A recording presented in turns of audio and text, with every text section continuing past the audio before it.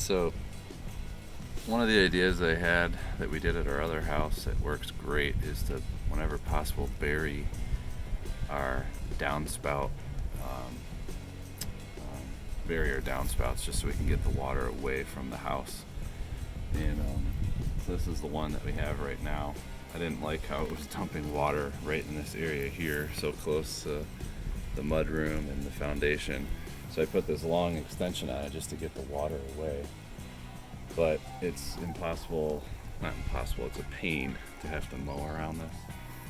So anyways, like I was saying, I want to bury this one today. So I kind of started to dig a trench already here. And the idea is to put this 4-inch drain pipe in the ground, get it all the way beyond the rock wall here. And then while we're at it, we're gonna bury a 1/2-inch irrigation line, which is gonna ultimately be hooked up to our hose. And that will feed the garden out here, which is the big square garden that we've tilled last week. So we went to Menards and we got a million different parts and pieces, and I'm hoping that between what Janelle and I got is gonna work. So we'll give it a shot.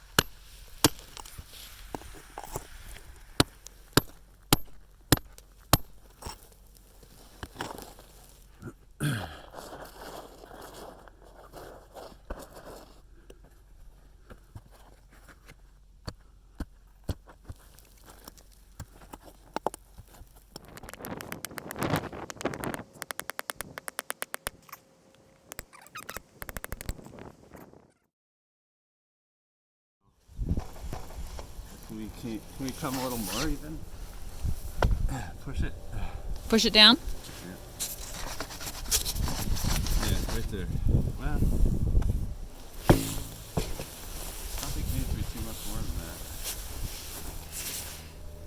And we're just gonna drain. Look at that angle though, that's a bad one. Yeah, we'll just run the drain from the second floor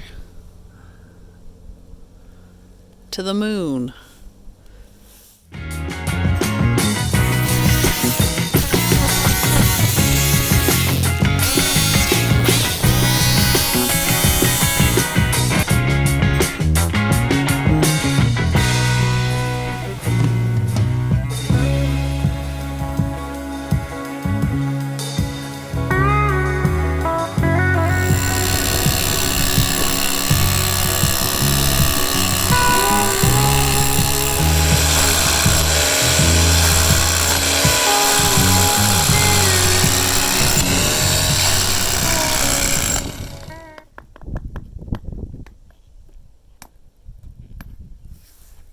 Should we try it? I'll push from this side.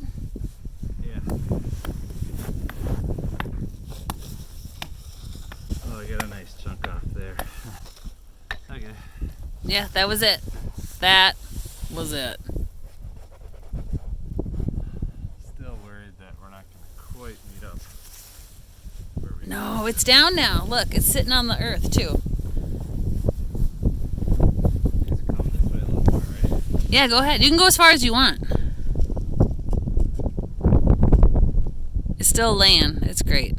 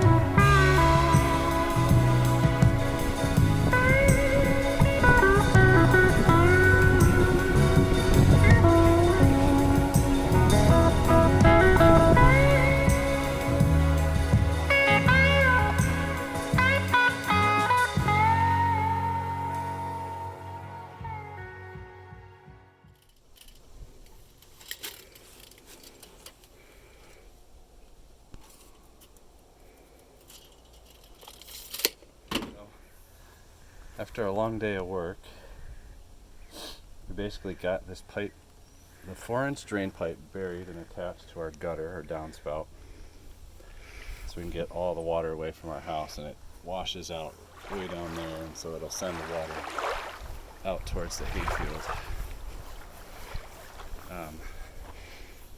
Had to chisel a channel through this rock, which really slowed us down, but eventually we got there.